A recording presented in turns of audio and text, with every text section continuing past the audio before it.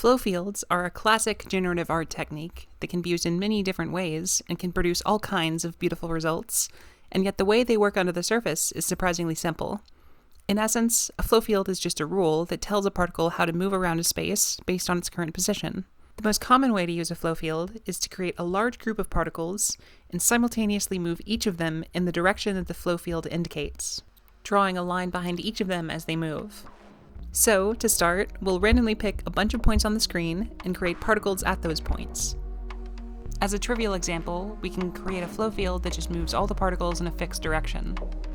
More interesting flow fields will make the way a particle moves depend on the current position of the particle, so that not all particles will move in the same direction.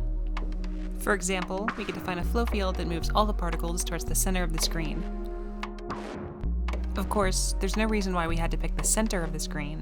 We could just as easily pick any point on the screen to have the particles move towards.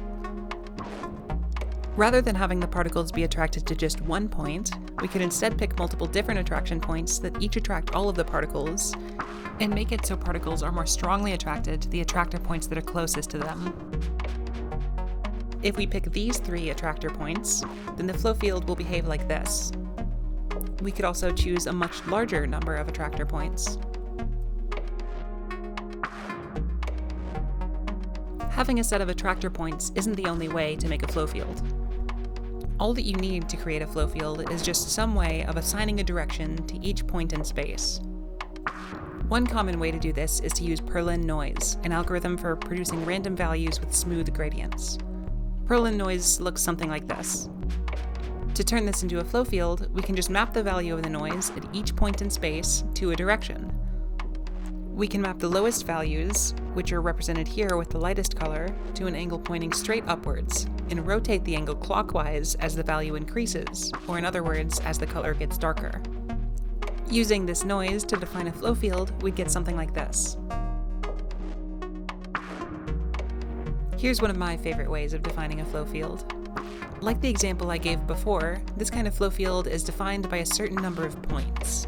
But unlike before, when the particles in the flow field were attracted towards each of the points, in this new kind of flow field, the particles are induced to rotate around each of the points. And once again, the particles are affected more strongly by the points that are closest to them. Of course, there are two possible directions to rotate around a point, clockwise and counterclockwise, and for this flow field I just picked a random direction for each point. The last thing I'll talk about today is how flow fields can be used in higher dimensions. So far, all the examples that I've given have been two-dimensional, but you can create a flow field for any number of dimensions. I said before that you can think of a flow field as a rule for assigning a direction to each point in space. In 2 dimensions, this means that we need to pick a 2-dimensional direction for any given 2-dimensional point. In other words, given a pair of 2 numbers representing the particle's coordinates on each axis, we need to come up with another pair of 2 numbers that describes how the particle should move on each axis. So, all that we need to do to create a 3-dimensional flow field is to come up with a rule that, given a list of 3 numbers representing a particle's position on each of the 3 axes, returns another list of 3 numbers describing how the particle should move on each of those axes. We can even create a flow field in 4 or more dimensions just by creating a rule that works on larger lists of numbers, but for this video we'll just stick to 3 dimensions. This flow field uses a rule similar to one I showed earlier, but in 3 dimensions rather than 2. Unfortunately, the screen you're watching this on only has 2 dimensions, so you can't see the motion in the 3rd dimension in quite the same way that you can for the first 2.